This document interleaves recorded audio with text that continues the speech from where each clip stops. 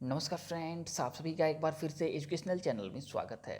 और आज की वीडियो में हम आपके साथ डिस्कस कर रहे हैं कैरेक्टरिस्टिक्स ऑफ एक्शन रिसर्च यानी कि क्रियात्मक अनुसंधान की विशेषताओं के ऊपर। तो आज की वीडियो में हम 12 पॉइंट यानी कि 12 बिंदुओं के अंतर्गत सभी विशेषताओं को आपके साथ डिस्कस करेंगे। तो चाहे आपका नेट का एग्ज़ाम हुआ और चाहे आपके पीएचडी के एडमिशन का एंट्रेंस एग्ज़ाम हुआ, रिटन टेस्ट हुआ, अगर इससे जुड़ा हुआ कोई भी क्वेश्चन बनता है, तो अगर आप आज की वीडियो में जितनी भी बिंदुएं हैं उसको सही से अंडरस्टैंड करते हैं तो 100% आप इससे जुड़ा हुआ क्वेश्चन गलत नहीं करेंगे, बार बार करेक्ट ही करेंगे। तो आपका समय ज़्यादा न लेते हुए सबसे पहले पॉइंट पे चलते हैं, सबसे पहले विशेषता पे चलते हैं क्रियात्मक अनुसंधान के। तो यह अनुसंधान जो है यह परिस्थितिगत अनुसंधान कार्य यानी कि सिचुएशनल रिसर्च वर्क है, और इसमें किसी तात्कालिक समस्या का निदान व समाधान विशिष्ट परिस्थिति के संदर्भ में किया जाता है। तो याद रखिए, क्रियात्मक अनुसंधान क्या है? यह तात्कालिक समस्या को अपने रिसर्च वर्क में समाहित करता है और फिर क्या करता है, यह समस्या का डायग्नोसिस करता है, समस्या के पीछे जो कारण है उसको जानता है और फिर उस समस्या का समाधान कर देता है। लेकिन समस्या कैसी होगी?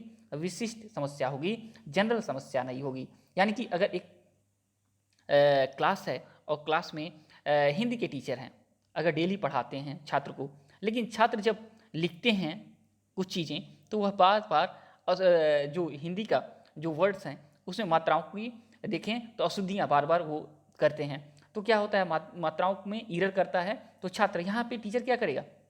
यह विशिष्ट परिस्थिति है टीचर के लिए। टीचर क्या करेगा? छात्र को ये जो विशिष्ट परिस्थिति बनती है, तात्कालिक समस्या जो बनता है उसके पीछे के क्या कारण है उसको जानने की कोशिश करता है और फिर उस समस्या का समाधान कर देता है।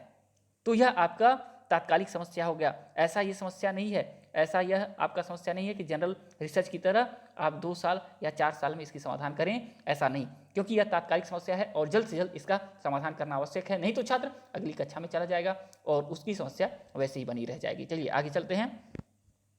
देखिए, कहा गया है कि सेकेंड, क्रियात्मक अनुसंधान की प्रवृत्ति जो है अन्य अनुसंधानों की तुलना में अपेक्षाकृत कम औपचारिक तथा लचीली होती है। यानी कि जो कहा जा रहा है नॉर्मल जो रिसर्च होते हैं उसके अकॉर्डिंग देखा जाए तो एक्शन रिसर्च अपेक्षाकृत आपका लेस फॉर्मल होता है और यह आपका फ्लेक्सिबल होता है। याद रखिएगा।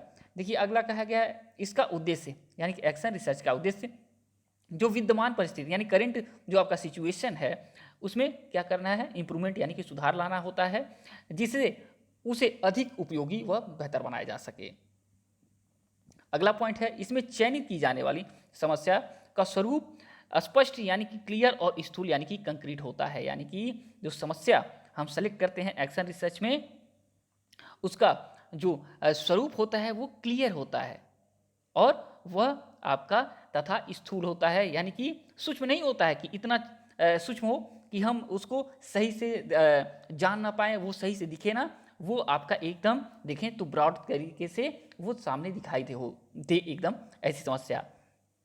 अब देखिए अगला पॉइंट है इसमें समस्या के प्रत्याशित परिणाम के रूप में परिकल्पना की रचना की जाती है, जिसे एक्शन हाइपोथेसिस कहते हैं, यानी कि आपका क्रियात्मक परिकल्पना कहते हैं। तो जो रिसर्चर है वो प्रत्याशित परिणाम जो सोच के चलता है उसी के अकॉर्डिंग परिकल्पना का रचना कर देता है।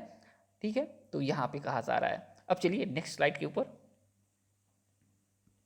देखिए। अगला आपका कैरेक्टरिस्टिक्स है, इसमें अभिकल्प में लचीलापन होता है जिससे आवश्यकता अनुसार परिवर्तन करके अनुकूल बनाया जा सके। देखिए कहा गया है इसमें जो रिसर्च का जो डिज़ाइन होगा ना, रिसर्च का जो डिज़ाइन होगा वो आपका क्या होगा, उसमें लचीलापन होता है कि ज़रूरत पड़ने पे उसमें हम बदलाव कर सकें।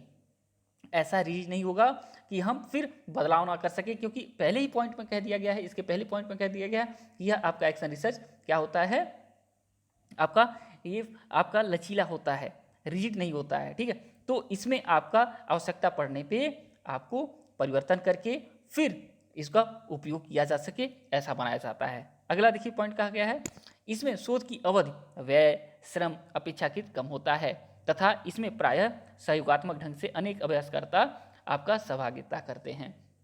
तो जो आपका जनरल रिसर्च होता है उसको अकॉर्डिंग देखा जाए कि तो एक्शन रिसर्च का जो अवधि होता है वो लेस होता है, इसमें जो खर्चा होता है वो भी बहुत कम होता है और श्रम अपेक्षाकृत कम होता है। यानी कि समय आपका और खर्चा और आपका जो श्रम लग रहा है वो अपेक्षाकृत कम होता है जो अन्य रिसर्च होते हैं, जनरल रिसर्च होते हैं। तथा इसमें प्रायः सहयोगात्मक ढंग से अनेक अभ्यासकर्ता सहभागिता करते हैं जिससे कि यह आसान हो जाता है।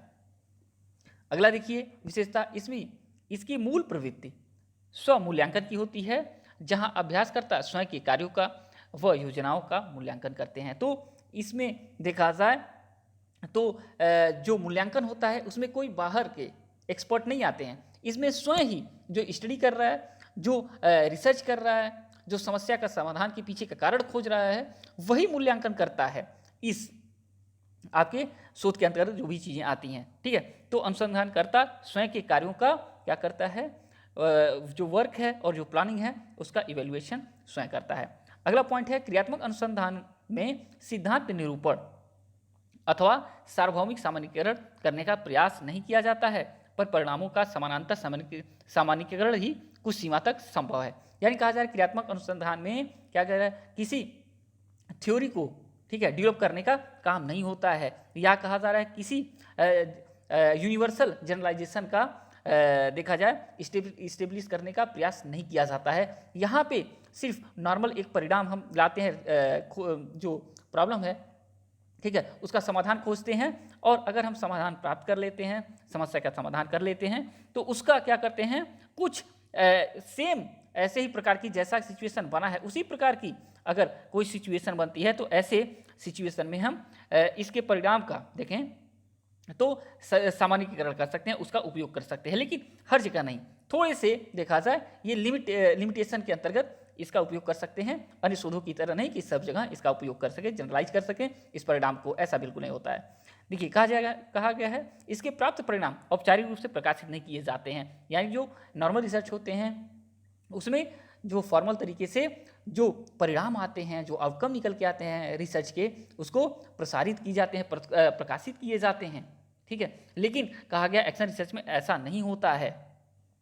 कहा गया है कि समान व सहयोगी संस्थाओं के अभ्यासकर्ताओं को संचरित यानी कि सर्कुलेट किया जाता है। यानी कि अगर कोई विद्यालय से जुड़ा हुआ कोई टीचर है और किसी समस्या को लेकर एक्शन रिसर्च करता है, तो जो उसके परिणाम निकल के आते हैं, आउटकम निकल के आते हैं, ठीक है, उसको क्या करता है, उसी प्रकार के जो कॉलेजेस हैं, जो क्लास है, उसमें देखें तो उसके टीचर्स को या अदर जो भी लोग हैं उससे जुड़े हुए तो उसको सर्कुलेट कर देता है उसके परिणाम, जिससे कि उनके विद्यालय में या उनके फैकल्टी में क्लास में अगर कोई समस्या आती है तो ऐसी इस प्रकार की समस्या आती है, तो इस जो रिसर्च का जो चीज़ें चली हैं, जो आउटकम निकल के आया है, वैसे आप एक्शन रिसर्च करके आप भी समस्या का समाधान कर सकें।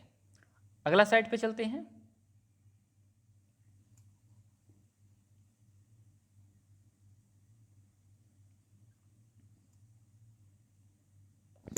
देखिए नेक्स्ट आपको पॉइंट है क्रियात्मक शोध के परिणाम संस्था के उन्नयन तथा अभ्यासकर्ता की सामर्थ्य में अभिवृद्धि करने में सहायक होती है। यानी कि क्रियात्मक शोध के जो परिणाम होते हैं वो संस्था के देखा जाए तो और भी उन्नयन और भी बेहतर तथा अभ्यासकर्ता की सामर्थ्य यानी कैपेबिलिटी में अभिवृद्धि करता है। जो परिणाम आता है तो संस्था को क्या करता है, और भी उन्नयन करता है, उन्नत की तरफ ले जाता है और अभ्यासकर्ता के कैपेबिलिटी में इंप्रूवमेंट करता है। आगे कहा गया है कि इस शोध के परिणाम विभिन्न परिस्थितियों के संबंधित चरों एवं उनके प्रक्रियात्मक स्वरूप यानी फंक्शनल नेचर के संबंध में महत्वपूर्ण जानकारी प्रदान करता है। तो ये हो गए आपके एक्शन रिसर्च से जुड़े हुए। Thanks for watching education channel और आपका दिन बहुत बहुत शुभ हो।